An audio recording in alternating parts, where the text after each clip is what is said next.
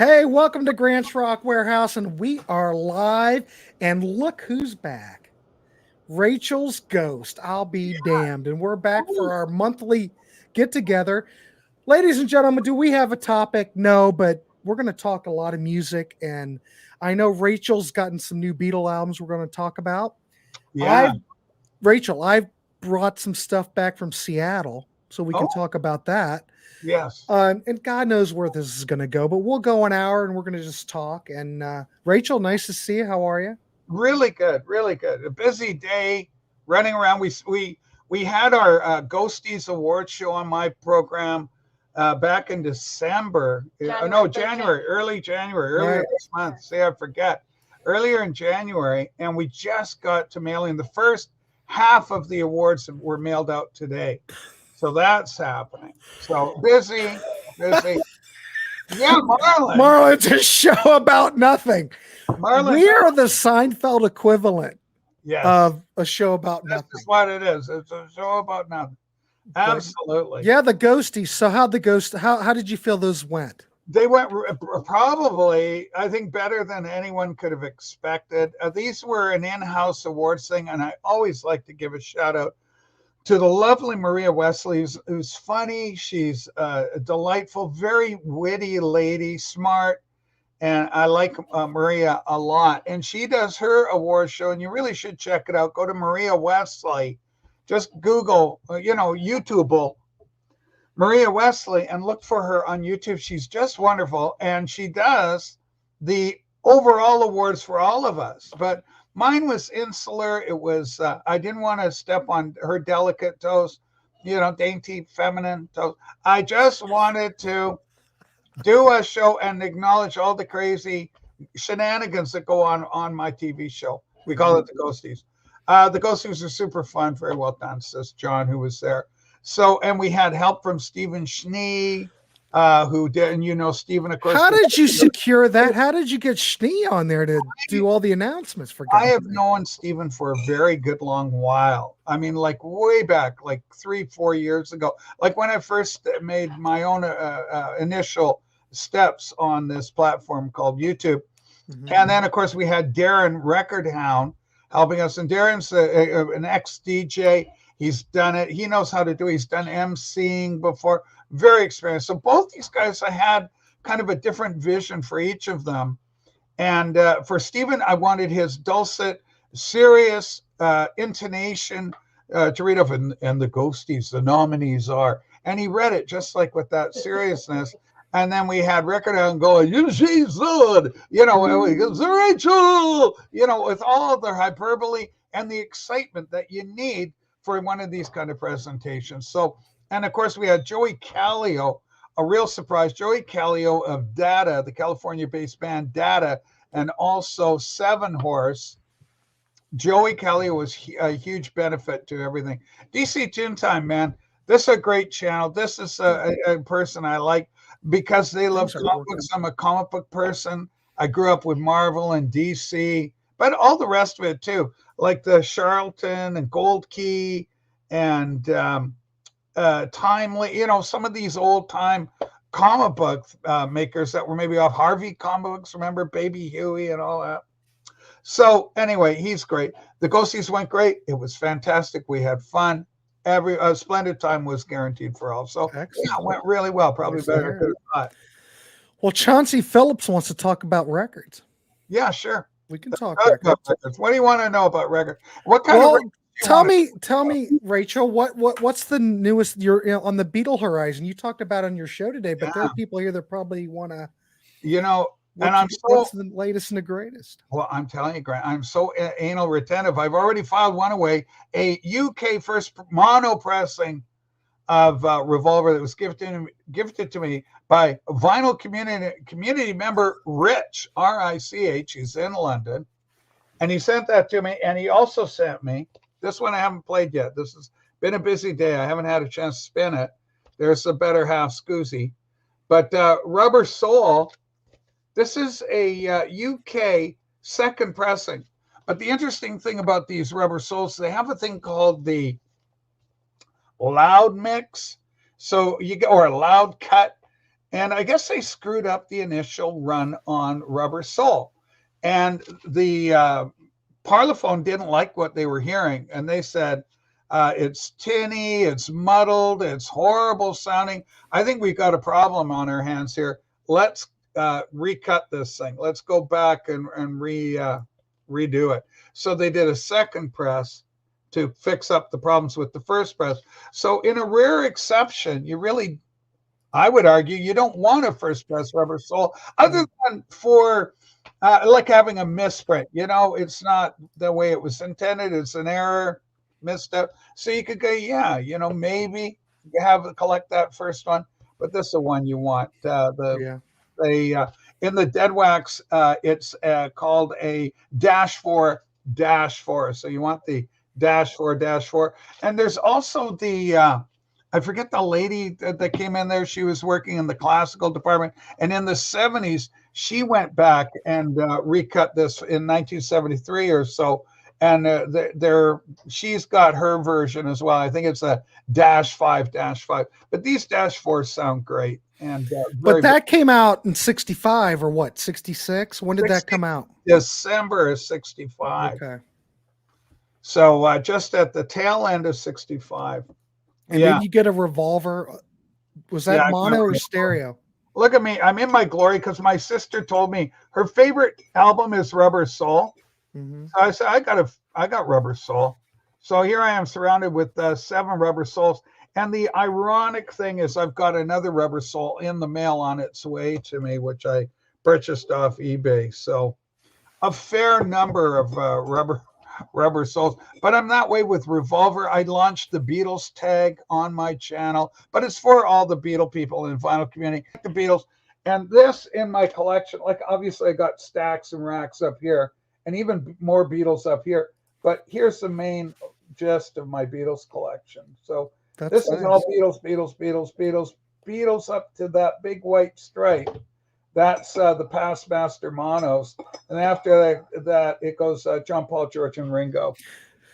See, my Beatle collection after all these years, mostly I've got everything like on the CD, the mono box, the USA box set, you know, and just the regular issues. Because some of them, you know, if you look on Steve Hoffman's site, if we're talking CDs, a lot of those later period Beatle CDs sound a lot better than the 2009 issues, like Pepper, Magical Mystery Tour, the White Album. Those sound brilliant in those 1987 CDs. Yes, they sound better than the 2009. Than the 2009. Right. Well, the 2009, of course, it's you know, I don't know. It takes a hit, but they're okay. They aren't horrible. I'll say that. The 2009 stereo isn't horrible. Because, you know, like you see the thing on Parlogram Auctions, which is the biggest thing Andrew, and there's one of his things, he's grabbing the big black box and he just dumps it in the garbage can. It's dramatic. Are you talking about the Mobile Fidelity box? No, I'm talking about the 2012. Oh, that one. I'm sorry. When you said the big black box, I was thinking, is that Mobile Fidelity? No. Well, those aren't that great, though. Yeah, well, no, the MoFis were cut hot. The MoFis were cut. Basically, the audiophile vibe in the 70s was that you want them hot. You want high end, control the low end, but let's make them really, you know, you want that high end. They wanted that treble cut. And so they overdid it a bit. And you can see it. There's different people. I think Andrew from Parlogram is just one of them, but they've EQ'd it. So you can go take a look at the sound bar, the sound imprint, and see how it plays out. So. Yeah, because you know, you watch the Steve Hoffman site. Steve Hoffman's not crazy about those MoFis. No, they're universally criticized. Smiley faced. For that reason, the smiley face EQ. Ivan Vaughn is the person you're thinking of. Paul McCartney had a school friend named Ivan Vaughn. Absolutely. I'm missing that. Where's that? It looks like it's Brooklyn, New York. Oh, yeah. Damn, coming into Brooklyn here, says Star Peter. And this is a good time. I want to thank everybody for tuning in tonight in the chat and watching the show. If you can give a thumbs up, that would be great. You know what? I was trying to do this stuff, and for some reason, it's not working. What's happening to your power? Have you lost your Macintosh? No, I still have it, but it's not doing it. I don't know. I feel weak. Oh no, Like it's like he's Superman with kryptonite. Yeah, boy, oh boy. But it is what it is. With kryptonite vinyl community. Well, So- Grant, I love the opportunity. I love these little get-togethers. They're so casual. We just hang out. We're just hanging out, talking music. Yeah. So if anybody's been keeping track, I was in Seattle last week visiting my son, and I hit like 4 or 5 record stores. Okay. Now, if anybody follows Mazzy, we know. Whoa. How old's your son? I want to know how old He's 25. 25. All right. Clear. But if we've ever watched Mazzy and how he talks about silver platters or high voltage, there are really great stores out in Seattle. We don't have really anything like that here in Ohio. We've got Used Kids is fine, but not, when we talk about silver platters, it's almost like Amoeba in San Francisco or in LA. It's almost to that degree. It's not quite as big as Amoeba. But Silver Platters, you can go in there and go. They have an extensive CD section, soundtrack section, vinyl, books, everything. It's wonderful. But I picked some stuff up. Well, it's fun to hunt in different territory, in a different form. The hunt. Yes. And, you could go to your old haunts and, you like to do it and you like to go through the bins, but the turnover is not quite as much. And when you go to somewhere strange, it's like, what are you going to find? I mean, I picked up some stuff. I bought, what did I get? This is what I got at Silver Platters, which was good. Oh, yeah. Now, if anybody, I know we're talking CDs, but everybody here knows what we're talking about. This is an RCA David Bowie CD of Young Americans. And if anybody goes on Steve Hoffman's site, you know that the RCA CDs are the ones you want. These aren't futzed with. They're pretty much flat masters. And every RCA CD that I've got sounds great. I think this was you crack that open so we can see. Can we see? Is it sealed? I'd like to see it because I want to see if I got the same one. Maybe I'm lucky and I got but there's that. And, it's got that same side, like those 80s RCAs. Yeah. And it just looks like all the ones that I have, though I do have one RCA CD in my collection, Pinups, which is pressed in the United States, but this is Japanese. Most of them were Japanese because I don't think that the RCAs were out that much, out that long. Someone in the chat may know, but I do know if you can find the RCA CDs of the Bowie stuff, there's nothing better. See, and I've got those ones with the reissues with the orange label RCA, like it says Bowie on them. You know those? So I got. Are they Virgin? What was he on later? They're RCA. They're the old. This is the very same album. Hang on, entertain the troops. You can do that. Oh, I'll entertain. Get them up there. Concert Buddy, Used Kids is tops and clubs can't come on and seize Viva, Plaid Room, Love. Yeah, but Concert Buddy, I like Used Kids too. I like Used Kids much better in the 90s and the 2000s than now. I'm not taking anything away, but their vinyl is very expensive. And I'm all about buying low. And it's fine. But man, if you could have been at Used Kids in the 90s, now you're talking. But it's a different world. DC. I used to frequent Buzzard's Nest in Columbus many years ago. Yeah, Buzzard's Nest was great back in the day, and it was like right across the street from Peaches. So DC, did you ever go to Peaches? Because they were both there at the same time. Let's see what we got. Sue, I want to know why you and Rachel aren't allowed to stay in Austin with the waxed and matte. In Austin, Chauncey has a question for you. Okay, hang on. Well, maybe I think that Big Brother room, it booked up pretty fast. Yeah, I didn't even know anything was happening there. A hot commodity. Right. Hot commodity. Sorry, some of the organization was a little sus. No, you're good.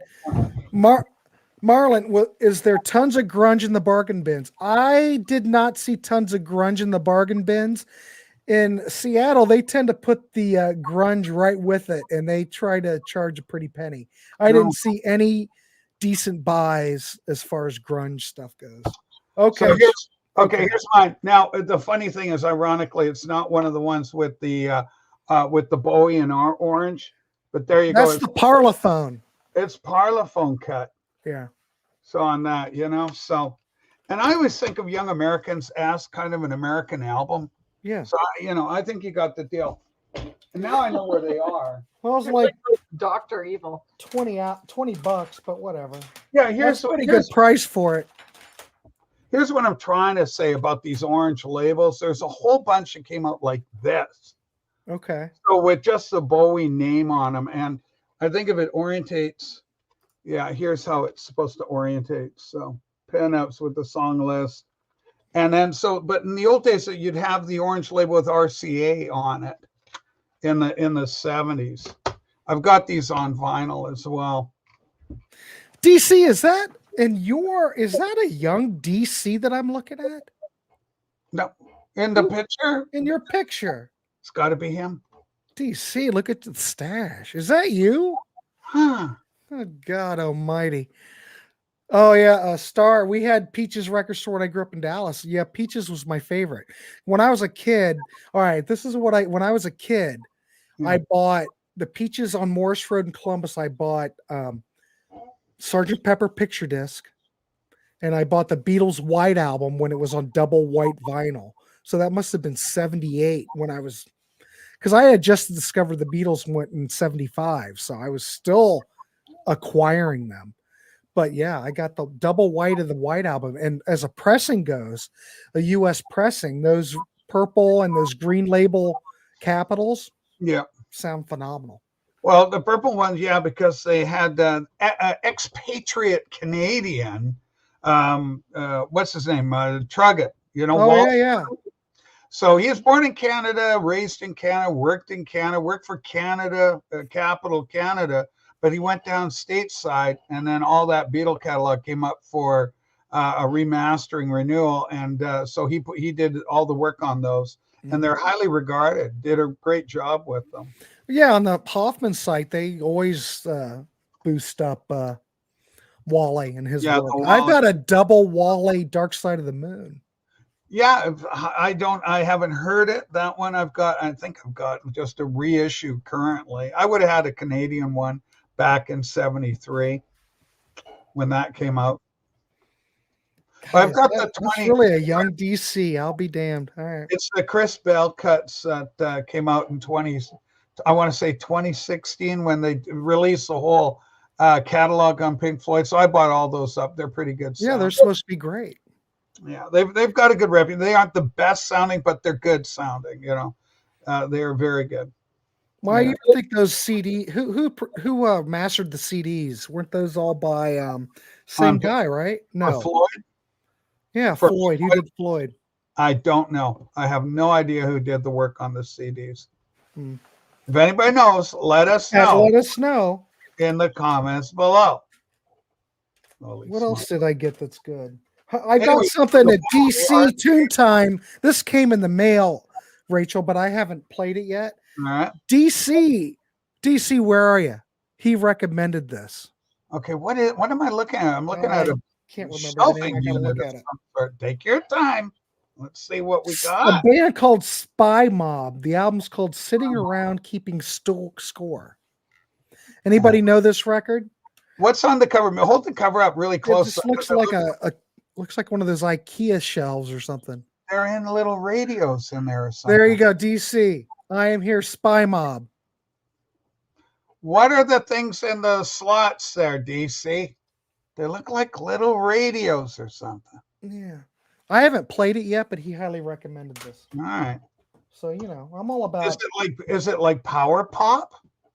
DC says very Hall & Oates, Todd Rundgren, and Steely Dan. Oh, okay.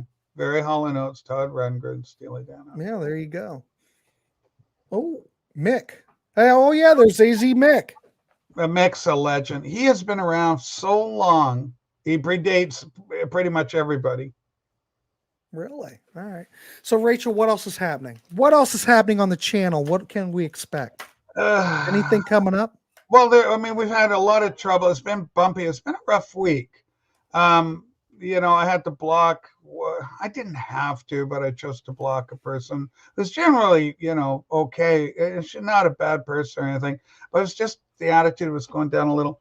And then I was having trouble from another channel, and that came out related to the first thing. It's like, car crash, multiple car crash, chain reaction. My sister just dropped by today and laid a bunch of these, and these aren't all of them. Oh yeah, she dropped by CDs, so maybe you could share. Oh my. Yeah. Is there anything good? All of that. Yeah, well, there's a bunch of the 2009 Beatles are in there. Okay. And but there's a lot. She's an Aerosmith fan. She loves Aerosmith. So VCLT came by. The wonderful Matthew Street is a big Beatle channel. Gave me this Beatles bootleg again CD. See, we do CDs, we do records. Now and then, Love Me Do. Kind of looks official. So what is on there that is there anything? I mean, I'll throw this out. Anybody in the chat, do you remember this? Remember back in the day, the Unsurpassed Masters? Back there used to be a CD store in Columbus called For the Record. Okay. And this was like 87, 86. And they were able to get you bootlegs, though they wouldn't have them out. But they would give you like a list. Yeah. Wow, these are the ones we can get. Yeah. But anybody in the chat remember back in the day when the first two Unsurpassed Masters of the Beatles came out? It had like a fluorescent orange and a fluorescent green cover. Yeah. But this was like the first CDs on the market then that came out that had One After 909 in stereo, had a lot of stereo tracks, and the sound quality surpassed anything that came out on Capitol. Now there's a story about that one. I think they actually got a hold of some stuff cut from the masters. Yeah. So they were actually like first pressings direct from the master, and that's why they sounded so good. Yeah, but the One After 909. Yeah. I mean, there is some stuff I think that on there that were cut from acetates. But I mean, if you go back in time, it was like to hear it as a true Beatle fan, an original, them from, Please Please Me cutting One After 909. I mean, what a greater gift than that. Yeah, it's huge. And it sounded phenomenal. And the fact those still sound phenomenal. I think most of that ended up getting released. Like it trickled out, and a lot of it came through in Anthology, released a lot of stuff that had been floating around in the bootleg. And so it was cleaned up and some pretty good pressings that way. Well, I still think that those boots sound better than anything that Parlor Corner Capital did. Well, I think you're right. And I think that opinion is held by many with that particular pressing that you're talking about, or those cuts. And it's kind of like, since we're talking Seattle, I mentioned this today on your show that a couple of years ago when I was in Seattle, I picked up the Black Triangle CD of Abbey Road. Yeah, that's highly desirable. It's a Japanese press of that. And it is, if I don't know who's heard it in the chat.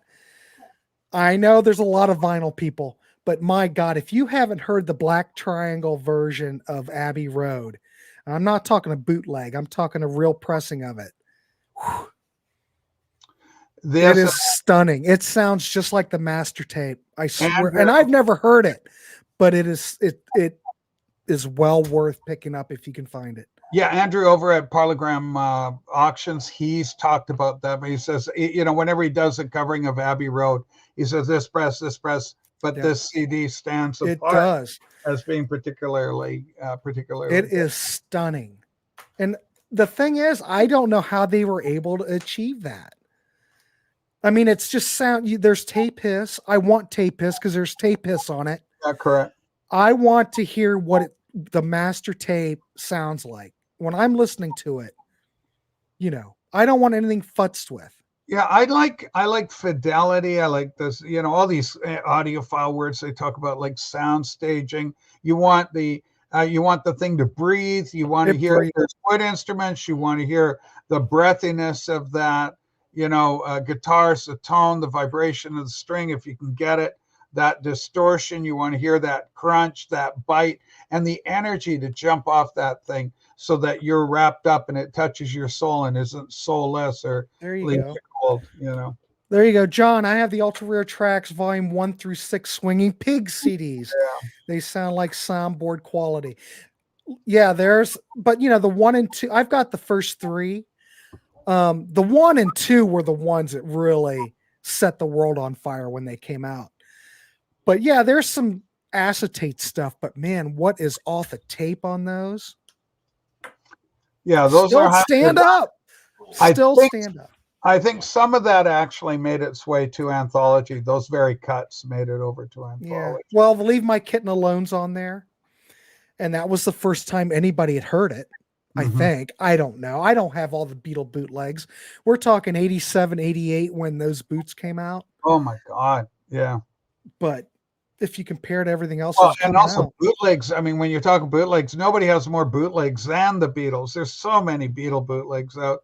And most of them coming from the Let It Be Get Back sessions, a large majority of them there. French, how are you? Nice to see you. Romand. Yeah.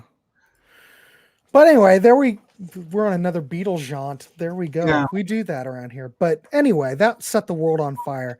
Yeah. And I remember back in the day, 87 of those Beatles CDs came out because I was in college and stood in line because they would unveil them at midnight and you could get in line and get them right then when they came out. I did the whole thing. Yeah, I didn't get into CDs until the Beatles came out. I knew that CDs were out. I was watching them, and I said, I'm sticking with my records. Then the Beatles came out. Once the Beatles came out, I said, okay, I'm in. Right. I had to get the Beatle product, so off I went. And then that killed my record collection over a period of a couple of years. I got rid of all my records, and then I was CDs for about 20 years, seemingly. 15 years or so, and then Napster came out.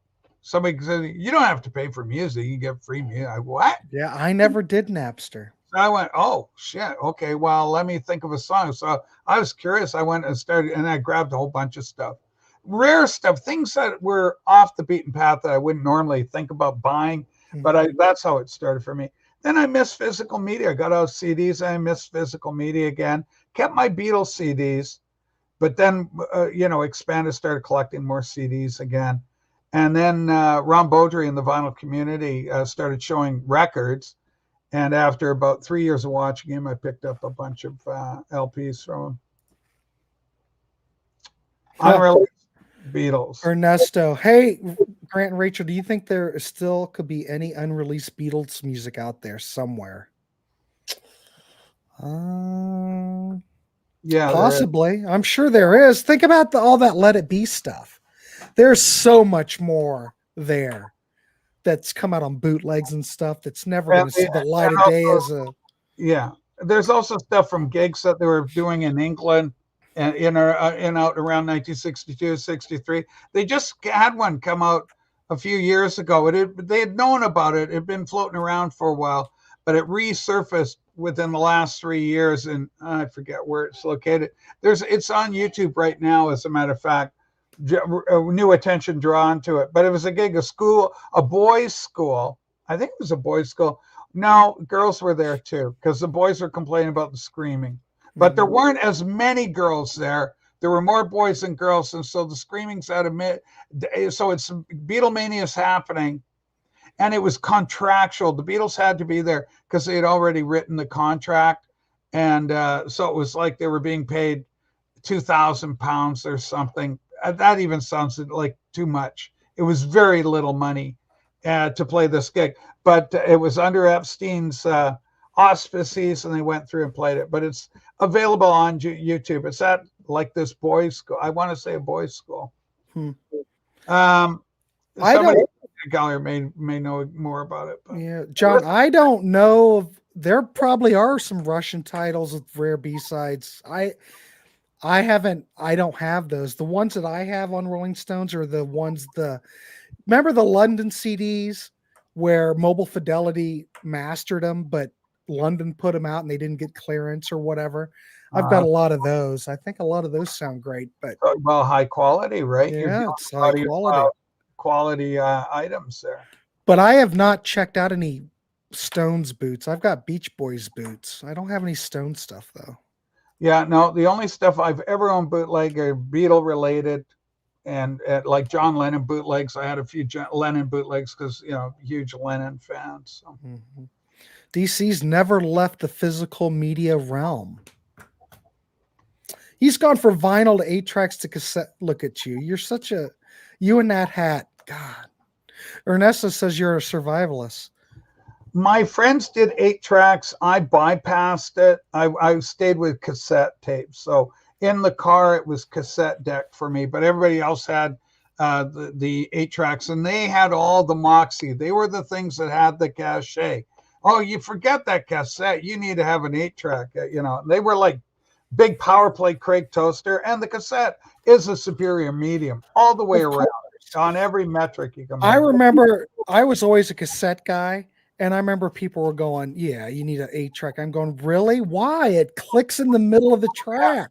It would do that, and it would go ka-chunk, clunk, clunk. It was horrible, but they were a thing. They had the the cachet.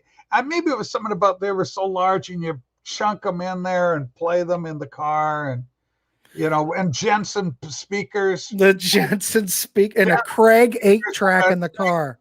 Power play, yeah. But I remember when I was a kid, we used to deliver papers, and we rode with the next door neighbor, and he had a 71 Nova. Oh, okay. With a Craig 8-track in it, with Jensen speakers in the back. No, he might have had, what did he have in back? But those Jensens were very popular back in the day. I think they were probably Jensens. But we played Candio. We played the first Boston album. Yeah. And the first Cars album over and over. I think he only had 3 8-tracks. But those, whenever I hear those records or those albums, I always think back. I don't know, man. I think they sounded pretty damn good on 8-track. I'm just saying. They were fun. It was fun. You're young. You're energetic. You're out there. Like, did American Graffiti, did you have an American Graffiti experience, the movie, where you cruise the strip? Like, we did that all the time. We used to shoot the loop in beautiful scenic Marion, Ohio. The law, though, now has restricted that. You can't go to Marion and shoot the loop anymore. But there was a parking lot. Everyone would hang out. But everybody would just shoot the loop and drive in a circle. Yeah. And one of my great memories was like in the 80s. And my friend would drive her folks Monte Carlo. And they had a cassette player, and we would play Journey Escape. Yeah. Or REO Speedwagon High Infidelity. Great album. Pretty much those two over and over again. But when I think of that, I think summer, shooting the loop back in beautiful scenic Marion, Ohio.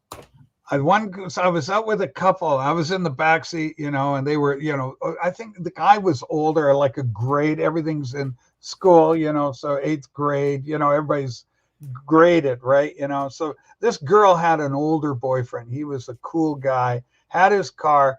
And I remember they had Beach Boys, and it's summer, nothing like having a cool car, 8-track, Beach Boys going, and you're young and the wind at your back, right? Wonderful, fun, carefree times. Looking to get high and just not a care in the world, just the joie de vivre, right? Just being in love with being in love with being young, and having all that available to you. Brian, I had a nice 8-track player in my 74 Chevy Vega. It was a Pioneer with a click button remote control. Yes. Brian, what kind of speakers were you pumping through that beast? Oh, man, that was great. I remember one guy back he was playing cassettes through his car, but he had like a power booster or something. Yeah. Maybe he had Cricket speakers. Does anybody in the chat remember Crickets? Yeah. They had like a lifetime warranty, but they sounded really good. But that lifetime warranty put them out of business because people would crank them too high and they'd blow them. Yeah. They'd send them back to the company and they'd have to replace them. And that took them under. But I remember Crickets are supposed to be they sounded great back in the day. Yeah. Pioneer always had a great rep. Pioneer were great. Those Chevy Vegas. Now I got to go look. I'm going to look up because I worked on a car lot back in the 70s. And I have a feeling it was the Vega I had some trouble with. Chevy Vega. No, it's not the Vega. It was a Ventura. Oh, isn't that the same? That's Chevy Ventura. Kind of the same thing, kind of. No? I got to go for 19. I'm thinking 1977. It's got to be around 77. Yeah, 1977. That's it. So if you look at a Ventura in 1977, the front end, they point out a bit, like they go in and then they'd have a little point and then they move back. And I was working on the lot, and we T-bone all the cars together to lock the lot at night, so nobody could just go on the lot and rip off the car and drive it off the lot, right? Hot wire and take it. So we T-bone them in, lock the lot. The cars blocking the ways out. So I'm the first one in on the morning, and I grabbed an old Ford International or an International truck, a big beater. And I'm backing the car. And as I'm backing up the car, because there's the Ventura's this way and the truck's this way, so we're all blocked up, and I'm backing up this way. Well, my bumper on the International hooked into the front grille on the Ventura, which was that pointed thing, because I cleared it. I didn't hit it right away. I got halfway through the car before I hit that pointy part that came out. Yeah. I didn't veer off. I didn't swing out from it. They were so tightly packed. And I grabbed that Ventura grill and I pulled it back like a banana peel. It just, and the truck went up. I'm up on one side as it's ripping because I'm going up. And then bang, down I go, what the hell was that? And then I go on, I go around, peek around, and there's that Ventura grill just peeled right back. Horrible stuff. Horrible. Now Chevy Nova. Now that's a car. The Nova is great. Yeah, like I drove around that 71. 70's probably the same thing. Audio Vox AM FM cassette with Jensen triaxials. Even the name. Holy crap! How did those sound? Wow. Even the name sounds cool. There were guys back in the day. Do you anybody in chat remember Mind Blower speakers? Mind blowers. Mind blowers. Anybody remember those? Please respond, because there were guys that had those and they would really crank them up. And I believe they had the logo was like a guy with his brain flying out. Does anybody remember those? Or maybe that was like because I think they were from the Midwest, so maybe it was more of a Midwest thing. But yeah. Mind blower speakers. See, those Jensen speakers, though, Jensen was one of the biggest names you could get for gear. Like, things go like guitars, what do you got? You could get a knockoff, but you want the real thing, right? You want to have a real deal. Foreigner 4 from 81 is perfect. Yes. That and High Infidelity, you could, great. Yeah, 81, like I was, a lot of music, of course, I remember on the radio from the back in the day there. Because, you get your deck, you're not always playing the cassette, so, you turn on the radio and see what was going on. Kim Carnes, Betty Davis Eyes, 1981. That was on the radio all the time. Yeah. And I always associate Meatloaf, Bat Out of Hell with the 8-track, though. We didn't play that, but... I always keep thinking that probably was an 8-track hit. My buddy had a Little River Band. I keep thinking that DC probably played that Bat Out of Hell, but I don't know. Bat Out of Hell. Let's see what DC says. DC, where are you? Whoa. Betty Davis Eyes, a wall puncher. Oh my. Oh boy. Well, if we do another wall puncher episode, then keep that in your artillery. Keep that in mind, Betty. She's got stand-up thighs. She's got Betty Davis thighs. That was a big hit, though. It was huge. They played it all the time. So anyway, Rachel, what else is happening on your channel? Fun stuff. Always a rotating cast of characters. I got my better half helping out more. She's making more appearances. I'm a crazy extrovert. Sue's more introverted, and adds a kind of a voice of reason, to my nonsense. Because me and the Waxed are always doing a lot of humor, bouncing stuff back and forth. And we do talk about everything. But, unlike, I guess, some critics say, oh, you don't talk enough about music stuff. But there's a lot of music we do cover. And this morning I did cover a lot of these new Beatle albums that came in that were gifted to me by Rich. But like I got this just massive stack of CDs. Somebody said, was it polka music? No, there's some good stuff. How about this? Ricky Nelson's Rick Nelson best stuff. Yeah, that's good. Look at those blue eyes on that guy. Was he good looking? But Poor Little Fool, written by John Cochran. No, Eddie Cochran's girlfriend. Did you know that? Eddie Cochran, right? The guy Summertime Blues. There ain't no cure for the sun. His girlfriend wrote Poor Little Fool. I used to poor little fool. Whoa, yeah, I was a fool. She wrote the song. So there's a good, and she just passed away like a couple of years ago. There you go. The Parish of Rock is here. It was great. Parish, nice to see you. Yeah, garden parties included. Fantastic. Yeah, I'm not familiar with that comp. I did not have Bat Out of Hell, even though Todd produced it. Love the baseball play by, great album cover. What do you think of Sheryl Crow? Do you like her? I think that's $1 CD is what I think. Really? You're not a Sheryl No, Crow? I think Sheryl Crow's fine. When I see that record, I think $1 CD. I've already got this one, by the way, but it's one my sister got. Stevie Nicks is included. Yeah, that's a good comp. Best of Stevie Nicks. But you didn't pay for any of those, right, Rachel? Well, I did. I gave my sister money to help her out, but this Mac, this is good. This is the first Mac I ever owned on vinyl. Oh, really? Yeah. I've got the Target CD of that. Yeah, it's pretty good. And then Tango in the Night. Boom. Yeah, I don't have that. There's stuff she's got a lot. Greatest hits. That's a nice comp from them. Mm-hmm. Tell me lies, tell me sweet little lies. That's on here. So there's some good stuff. A lot of, do you like Aerosmith at all? I've got all the Aerosmith stuff. We did an Aerosmith show on another channel. Okay. Probably a year ago, Rachel, where we went through the entire catalog. That's a big one. Toys in the Attic. It's an amazing cover because when you really look at it, the toys are quite evil looking. Like they're nasty. They are, but that's probably my favorite one. A lot of people like Rocks, but I think that's a better record. No sex, but more. I don't know what that is. Oh, is that Aerosmith? Yeah, honking on Bobo. Well, mine doesn't look like that. Honking on Bobo.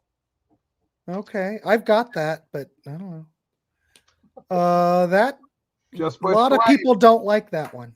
Well, I like 9 Lives though. Yeah. DC, my favorite Aerosmith album is Toys. Toys in the Attic. Also, Rocks, back-to-back double threat, right? Uh-oh. 2 great albums back-to-back. Sue, actually, we were supposed to be getting a hold of a couple of local record store owners to chat with now that the Ghosties are done, Rachel. Yeah. Is it Dylan at Sound Heritage? Dylan at Sound Heritage, and then I think it would be great to talk to the guys at Noise Agony Mayhem. Noise Agony Mayhem would be a lot of fun. Their metal and punk outfit. They're really cool. Oh, by the way, does anybody want this? I will give this to anybody. I've got that. Oh, my God. What about Sugarland? You know anything about Sugarland? I do not. Okay, they're country or something. She's Mike's sister, likes some country. Here's that's okay. More Sugarland, is in there. Maybe I'll like them. I don't know. I'll play them. Sue, do you like country? I like some that I've heard before, but I can't really. What do I like? I like Emmylou Harris. Emmylou, you country, I really like kind of country folk. I did pick up this. Yes. In Seattle. This was at where was this at? This was at Silver Platters. Yeah. And this is the original CD pressing of White Light, White Heat, and it's got a typo on the West German pressing. I haven't seen one of these in years, so I bought it. Okay, prepared to be shocked, vinyl community. I have a full confession to make. And with these things gifted to me is this little number. It's coming up. Is it Taylor Swift? Oh my God, I guessed it. Funny. It's Taylor Swift. I'm a Swiftie now. Okay. Does anybody? This is supposed to be a big album or something, isn't it? What did I talk about at the beginning? Oh wow. Oh, this one. Oh, yeah, yeah. Is this what you're talking about, Mike? Mob Pie? Yeah, this is the CD that DC Toontime recommended, Spy Mob. Spy Mob, yeah. I have not yet to listen to it, but I'm going to listen to it. I've got a big week. I've got Sea of Tranquility on Saturday, and I still have to prep, and Yeah, I'm not going to listen to it right? this weekend. So now, are you allowed to publicly disclose what the topic will be? yes. What are you guys going to be talking okay, last 2 weeks ago, I guess it'll be 2 weeks ago on Saturday or Sunday, we did the band Pablo Cruz. Oh. This weekend, we're going to, believe it or not, now, who is talking about this band? We are going to talk about the 70s band Player.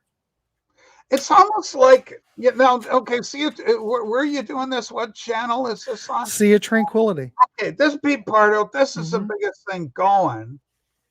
9 Lives, I got 9 Lives. I got that on CD as well. But I got a lot of Aerosmith now because of this, but I've already got Aerosmith up in the vinyl category, but I got it there. You're officially big time. Look what Homer says down below. Grant is on Hudson Valley officially big time. Yeah, I was on Hudson Valley Squares this week. Oh man, you know my big fear now. I'll be on in 2 weeks. I'll be on the next one too. See, if you're on, look at this is my fear. I'm going to come up to you and say, "Well, Grant, I'm ready to do our monthly show." Go, sorry, Rach, I've just got to. No, Rachel, we're going to keep doing. I'm not allowed to play with you anymore.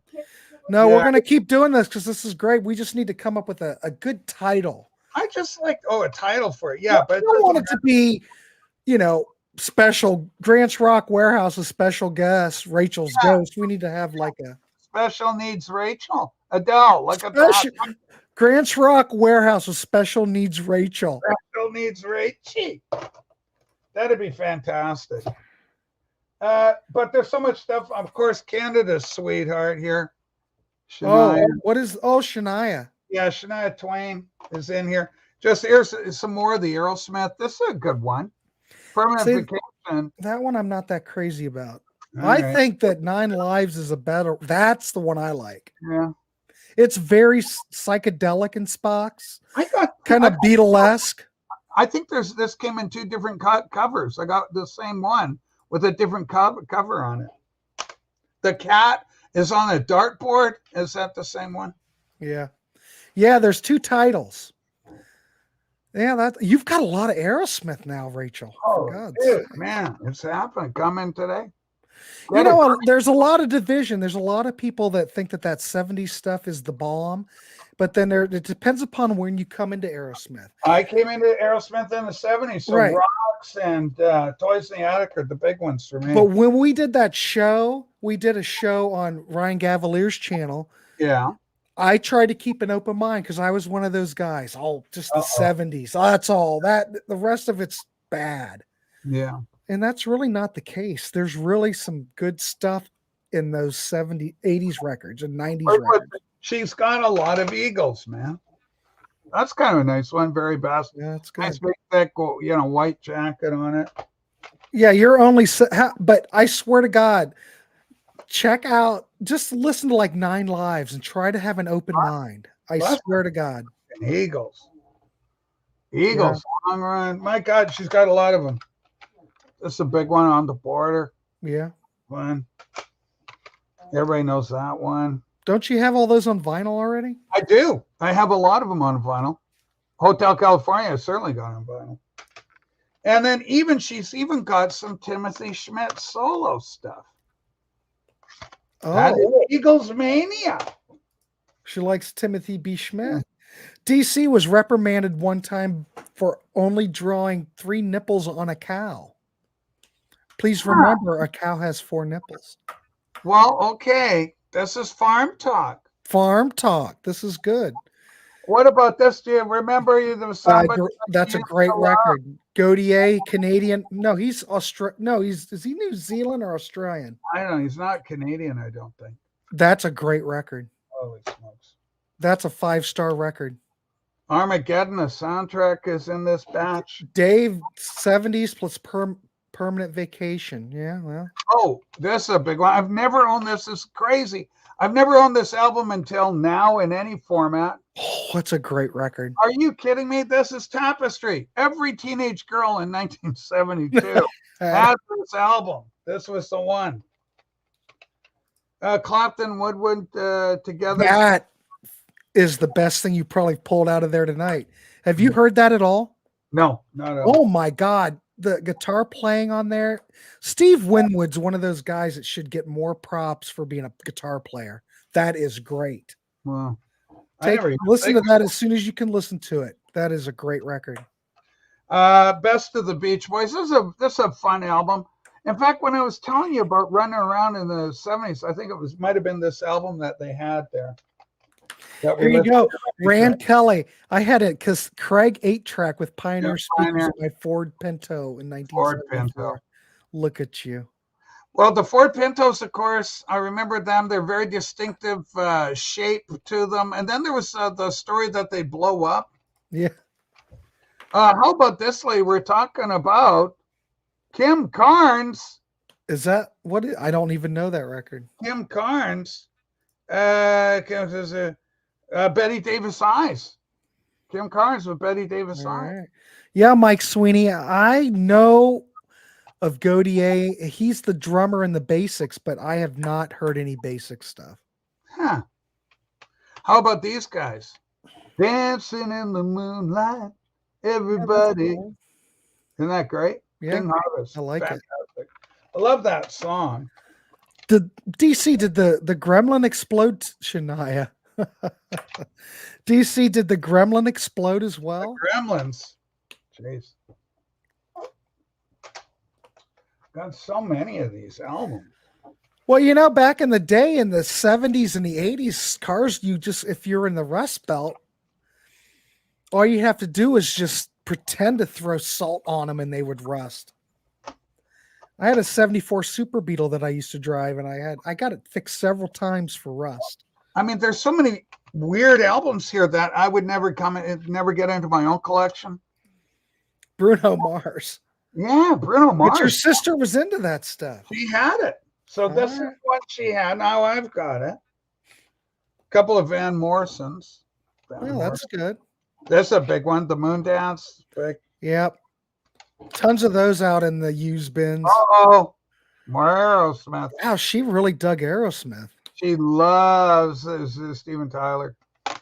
And so obviously there's tons. Anyway, I got to work through that, categorize it. And I am one of those people who puts them on Discogs. So my Discog is going to have even more listed on it. But some of it, I just can't see it happening for me. I just can't see it going to work. I think that looks like Discogs material, but who's going to buy Travis Tritt? Well, who's going to buy Blurred Lines from nobody? Robin? It's $1 CD probably. That's frightening. Well, anyway, I got to talk to Stephen Schnee about this windfall. Bruno he's got a good beat and you can dance with it, Dick Clark. Yeah, he has toe tappers. I had a Vega plastic model. Oh, nice, Chauncey. That's good. But I don't know. Yeah. Now, what kind of car? Oh, go ahead. No, go ahead. What kind of car did your dad have? What kind of car did you grow up in as a kid riding in the car? Get in the car. Yeah, Dad. I'm getting it. A 1969 Delta 88. A Delta 88? Oldsmobile. Olds. I have heard of a record called that. I know Hiroshima, but I'm not exactly sure if I know I'm Sorry, but I've heard of I know it. Okay, so we had an incident on the program today. Oh, okay. Grant, as you know, we have intergalactic superstar Angelo, as you may or may not know, Angelo Kelly. Yeah. Irish folk singer, popular singer. He can do a lot of music, a lot of variety. But his family, he was a young child. He's a child star. Yeah. Grew up singing with the family. You can Wikipedia the Kelly family. Angelo's the youngest of the bunch. And he's a super nice guy. And I don't know how it came, but we started looking for Kelly family albums that we could buy maybe. that would be available. Get some more in the collection because Sure. I've got a couple of Angelo albums. But I thought, why don't I go in there and see what I could find? Well, God help us all. I ran across an album titled Hiroshima, I'm Sorry. The cover features a young Angelo. He's about 4 or 5 years old, with an equally young Japanese girl, and they're kind of holding each other. And then over the headline over it says, Hiroshima, I'm sorry. Well, in the background, you've got a nuclear explosion and But wasn't there like a B-29s flying over? Wasn't there a rock fusion band called Hiroshima? Look, there could Maybe that's what I'm getting confused with. So, well, I'm going to show it to you. Okay. God forgive me, Angelo, but it's important. Oh my God, it's even on the video of it. The whole song is on YouTube, but I don't want that. I just want images, so I can get an album cover image for you. Okay, here it is. This is astounding stuff. All right, Grant, I'll get it for you. You can just pop that up and show the kids up there. It's this one here over on the right. Let's see if that. Oh yeah, it's up. Okay. I've never seen that before. Okay, well, I'm sure you wish you had avoided seeing it now. But there's the album cover, and there, look at Angelo. He's just a little adorable child there. It's skyrocketing in price on disc ever since this morning for some reason. Probably. The Kelly family, but there's Angelo, and we love him. That's it. Yeah. He's just fantastic. But there it is, Hiroshima. And there's the nuclear explosion in your lower left behind the little Japanese girl. You can see the planes there. Oh, yeah. The planes are leaving from having freshly nuked Hiroshima. And Angelo, young Angelo, is saying, I'm sorry that we nuked your people. It's just horrible. But anyway, it seems like a kind of feel good, get back together kind of song, Yeah, cool. Like so sorry, Japan. Little minute. Yes. All right. Well, you know what, Rachel? Yeah. I've got to cut this. We've got to end this show. Yeah, all right. I'm glad. I'm always happy to do it. I mean, we're coming up a good hour. It's good. We talked about it, rambled, tambled, but there was some good variety here. I had a good time. Well, I need to learn not to schedule anything after this show because we usually go about an hour and a half, and I feel like we have so much more to cover, but oh gosh, I booked another show after this. So, ladies and gentlemen, huh? What do you got happening? We are doing a one and done episode on a band called Wilson. Wilson. Okay, not the Wilson with the girls and stuff. Not Wilson. Yes. No. This is Wilson. Mm-hmm. So DC will be there for that. There are other people that are going to be there for that. So that's what we have to go. That's what I have to go do now. Well, but anyway, Rachel, I want to thank you for coming on there. Look, BM Bolt. See? Yes. We're going to talk about that. Byron there, he's the one who suggested this topic. So we're going to be all right, Byron. Anyway, your plane's coming into land. I want to thank everybody for coming in. Next time we have the next show, Rachel and I were going to come up with a title, but we'll keep doing this. We'll do a once a month show because it's just fun just to have a show. Together with you. It's fun. So we'll figure out a new title and we'll get this, okay, together. So I got to put my thinking cap. Next week we'll come out, or next month we're going to be back. We do it once a month, and we're going to come up with a real catchy title that you won't be able to ignore. You'll just go, oh my God, I've got to watch. We might even tweak it, ladies and gentlemen, where we really will have a topic. Oh, maybe we could go that far. It's good. I was so relaxed. I know. I just like to keep it loose. All right, you want a topic? I'll give you it. We'll do a topic. What'd you say, Sue? What'd you say? Grant likes topics. Well, Grant likes topics. That's good. Right. I do. I like it. Okay. All right, everybody. We'll see you, Rachel, Sue. How about topics and titles? Yeah, topics and titles with Grant and Rachel. I like that. Thanks, that's actually kind of good.